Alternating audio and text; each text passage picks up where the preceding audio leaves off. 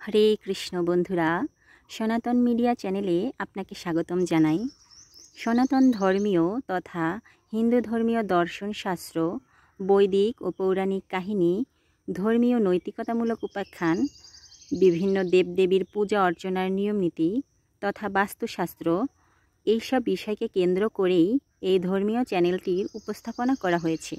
সুতরাং এই চ্যানেলটির ভিডিও দেখে যদি আপনারা সমৃদ্ধ হন, উপকৃত হন, নিজে যদি কোনো জ্ঞান বৃদ্ধি করতে পারেন, তাহলে অতি অবশ্যই লাইক, শেয়ার, কমেন্ট করতে ভুলবেন না।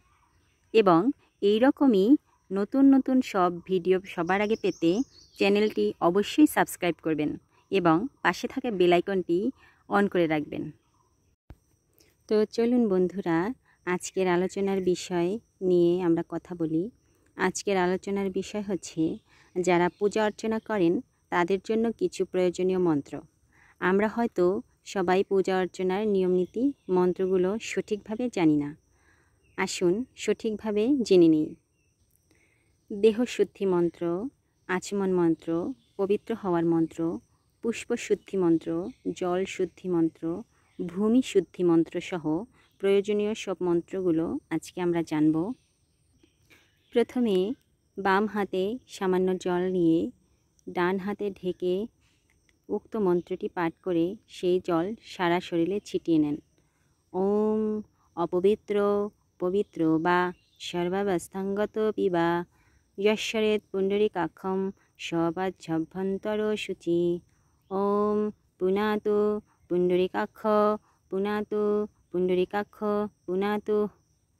অথবা আরও একটি মন্ত্র আছে, পাপহং পাপকর্মহং পাপাত্মা পাপসম্ভবঃ ত্রাহিমাং পুণ্ডরীকাক্ষম সর্বপাপ হরো হরি। অর্থ, জেনে বা না জেনে আমরা অনেকে পাপকর্ম করেছি এবং আমার দ্বারা অসংখ্য পাপের উৎপন্ন হয়েছে। হে পুণ্ডরীকাক্ষ, আমার এসব পাপ থেকে উদ্ধার করো। হে হরি, আমার সমস্ত পাপ তুমি হরণ করে নাও। হরে কৃষ্ণ। এবারে আচমন ও জলশুদ্ধি মন্ত্র। জলশুদ্ধি আর কিছুই না, যে জলে দেবতার পূজা হয় সেই জলে তীর্থের আবাহন করা হয়। জলশুদ্ধির মন্ত্রে সূর্যমণ্ডল থেকে গঙ্গা, যমুনা, গোদাবরী, সরস্বতী, নর্মদা, সিন্ধু, কাবেরী এই সপ্ত পবিত্র নদী দেবীকে জলে আহ্বান করে জলকে শুদ্ধ করে নেওয়া হয়। ঠাকুরের সামনে নিজের বাহাতের কাছে কষা রেখে তাতে জল দেবেন। সেই জলে আলতো করে ডান হাতের মধ্যমা আঙ্গুল ঠেকিয়ে নখ যেন না ঠেকে বলবেন তীর্থ আবাহন মন্ত্র, ওম গঙ্গেশ্চ যমুনেশ্চৈব গোদাবরী সরস্বতী নর্মদে সিন্ধু কাবেরী জলেস্মিন সন্নিধিং কুরু। প্রথমেই আচমন করতে হয়। দেহ ও মন শুদ্ধ না হলে ঈশ্বরের পূজায় ভক্তি জন্মায় না। তাই পূজার সময় প্রথমেই দেহ ও মন শুদ্ধ করতে হয়। আচমন মন্ত্র, ওম বিষ্ণু ওম বিষ্ণু ওম বিষ্ণু মন্ত্র উচ্চারণ করিয়া 3 বার মাথায় জল দিতে হবে। তারপর ওম তদবিষ্ণু পরমং পদম সদা পশ্যন্তি সুরয় দেবীব চক্ষুরাতম। ওম শান্তি ওম শান্তি ওম শান্তি। এইবারে আসন শুদ্ধি মন্ত্র। যে আসনে বসিয়া পূজা করিবে তাহার নিম্নে ত্রিকোণমণ্ডল লিখিয়া আসনের উপর একটি পুষ্প দিয়া পাঠ করিবে। এতে গন্ধপুষ্পে ওং হ্রি আধার শক্তি কমলাসনায় নমঃ।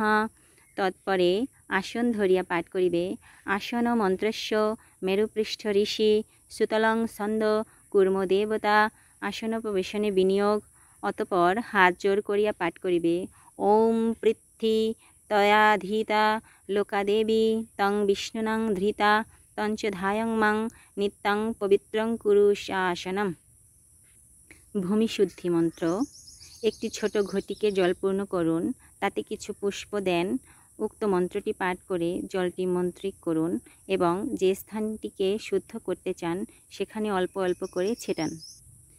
যত্তে মধ্যম পৃথিবী যচ্চ নভ্যম যস্ত উজ্জ্বলস্তং সম্বভুবু তাসু নো দেহভীন পবস্যমতা ভূমি পুত্র অহং পৃথিবীম পর্জন্য পিতা স উন পীর্পতু।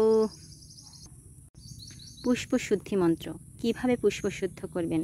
মন্ত্র: ওম পুষ্পে পুষ্পে মহাপুষ্পে সুপুষ্পে পুষ্পসম্ভবে পুষ্পচয়বকেনে চ হং ফট সাহা।